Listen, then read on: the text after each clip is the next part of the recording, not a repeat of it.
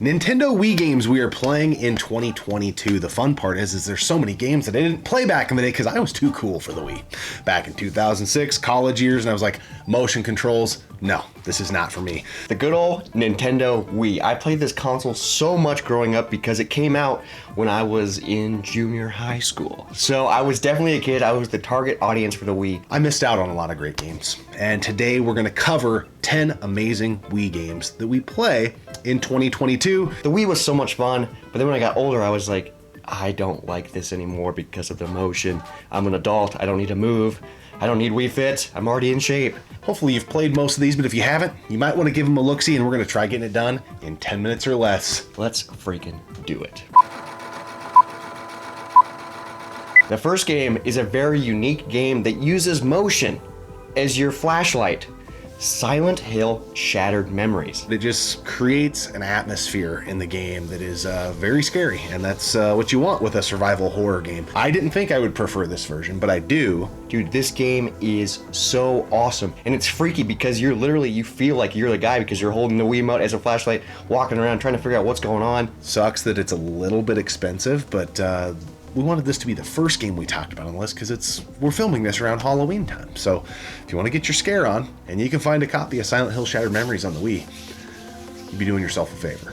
Sin and Punishment Star Successor.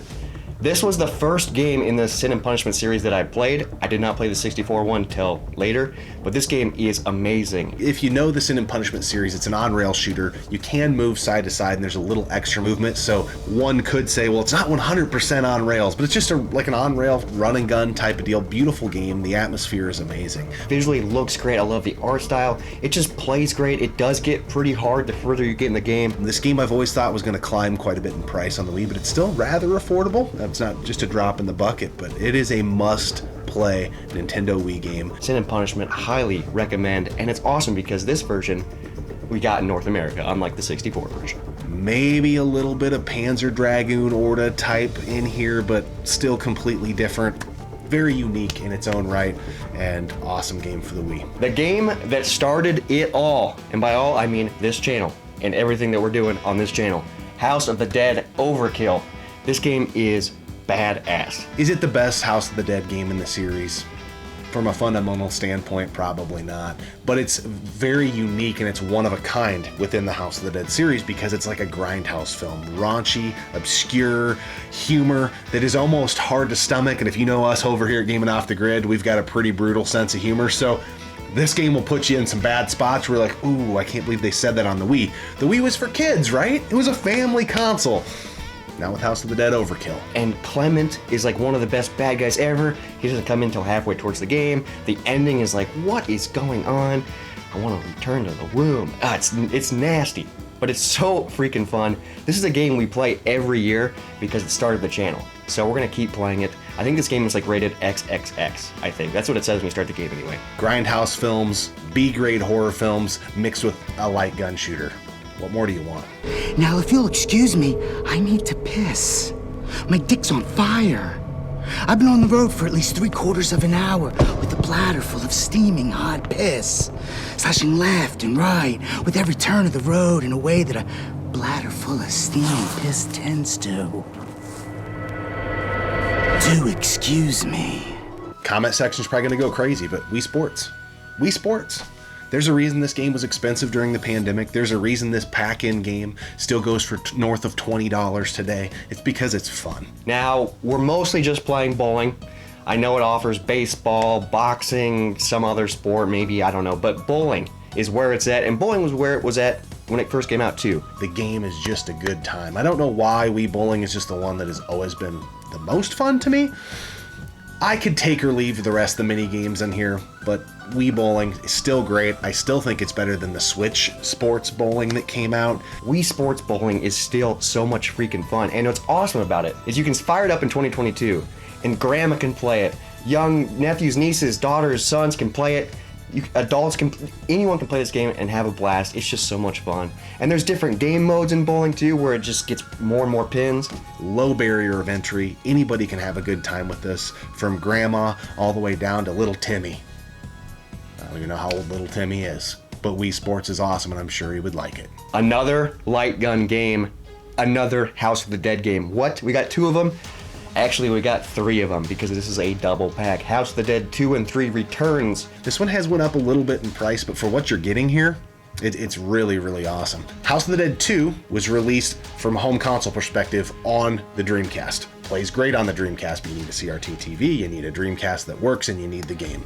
A little bit of a higher barrier of entry. House of the Dead 3 has a home console port that is on the original Xbox. You need a CRT, you need an OG Xbox, you need House of the Dead 3, you need the gun. And then I think you can download House of the Dead 3 on the PS3 as well, but all in one right here on the Nintendo Wii. They look great, they play great, and what's really cool is when you play through it, you can upgrade and get better guns, so then you can go through and have upgraded weapons, and then you can do like a boss rush, which is really cool, so you can go down and just play the bosses from each game. So it added more than just the straightforward arcade games. 2 is arguably the best in the series, 3 is great as well.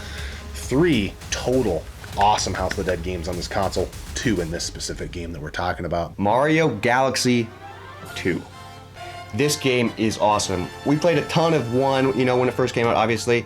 So I'm really jamming on 2 now in 2022. This game is beautiful. This game is just fun. This is a game you pop in and you're like, oh my God, I've lost the entire night, because you just sit back and you just have fun. It's just a nice, easy game. It's a great game for kids, great games for families, great games for any type of gamer. They use the motion controls ever so slightly to collect, the jewels or whatever the hell they're called, the star bits. But mostly you're playing with legit controls in this game, and the atmosphere is just gorgeous. This game, still to this day, when you put it in, you're like, wow. This game didn't make it on the Switch 3D All-Stars game, so it's really still kind of just entombed on the Nintendo Wii. Every time I put this in and I play it, I'm just like, man, this is a perfect Mario game that uses the motion a little bit, but not too much. You can sit back, you can have a few beers, and play some Mario Galaxy 2. For me, what took this one kind of the next level is the implementation of Yoshi in it. And I don't know if you guys remember when Super Mario World came out and Yoshi was integrated. It just made things a little different and a little more fun.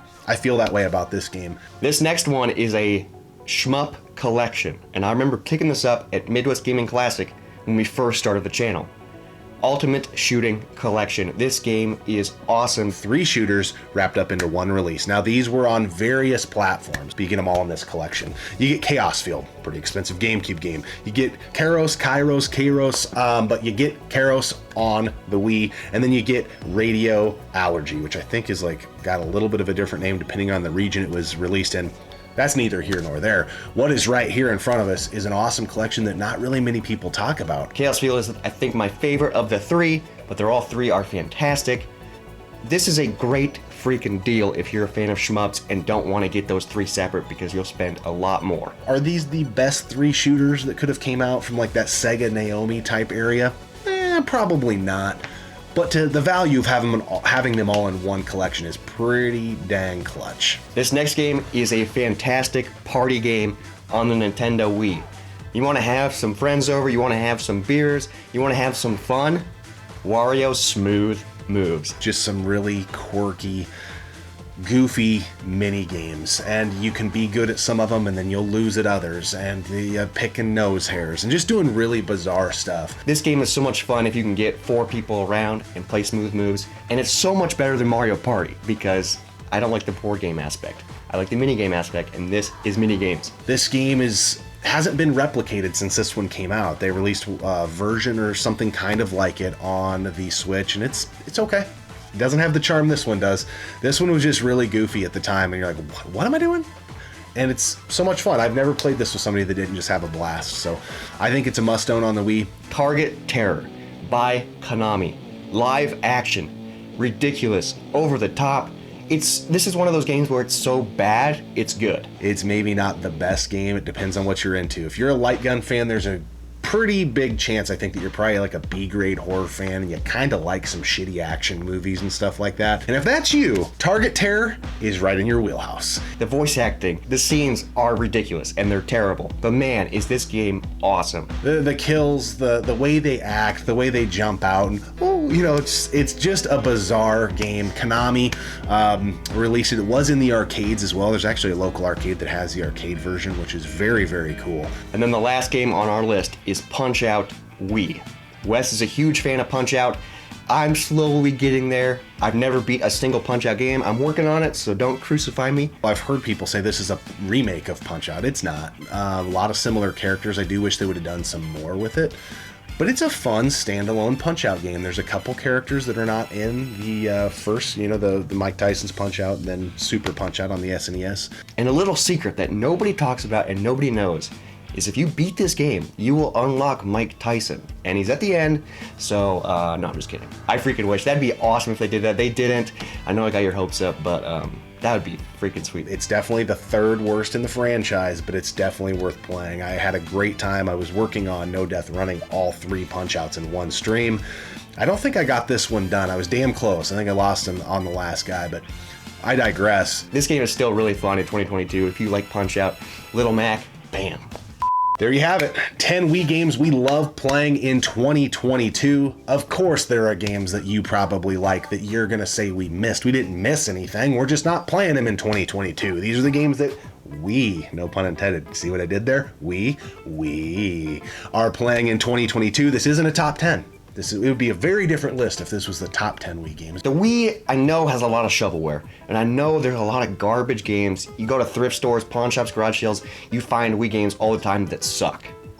But it does offer amazing games that a lot of people don't talk about because a lot of people shit on the Wii because of the motion. As far as honorable mentions go, there are a couple games that I think are worth noting. The Last Story, it was a recent pickup for me. I found it on the low. It's getting up there in price. It's an RPG, and I remember playing it a little bit when I was in college. So not a game that I've beat, but I did put it in when I picked it up and was like, this is really, really neat. So if I had a little more time in it, it probably would have been on this list, but I just haven't got in there. It's hard to find time for RPGs these days. I want to talk about Deadly Creatures.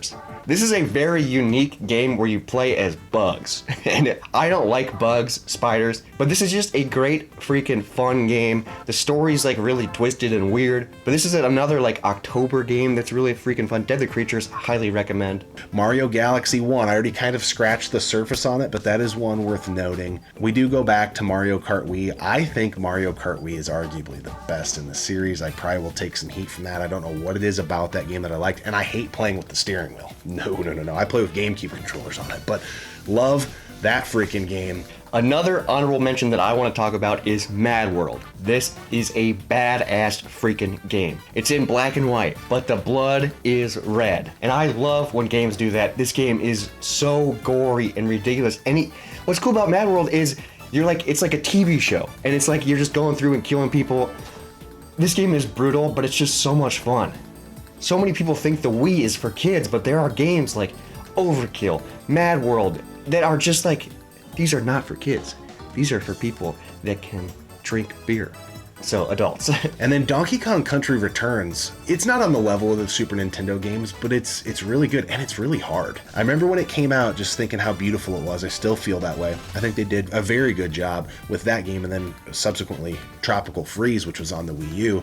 They do have a little bit of the spirit of the original games, missing some of the essence, I feel like, without Rare in the mix, but I think it's a worthy play. Those would be my honorable mentions, and then there's tons of light gun games that could be honorable mentions. Ghost Squad, blah, blah, blah, blah, blah. You can go watch that light gun video if you care to. The Wii is awesome. We love it in 2022. There's only a few consoles left. We'll get to them. Thank you guys so much for watching. We really appreciate it. And if you want to support the channel and support us, maybe check out our Patreon. Hate doing it, but we gotta.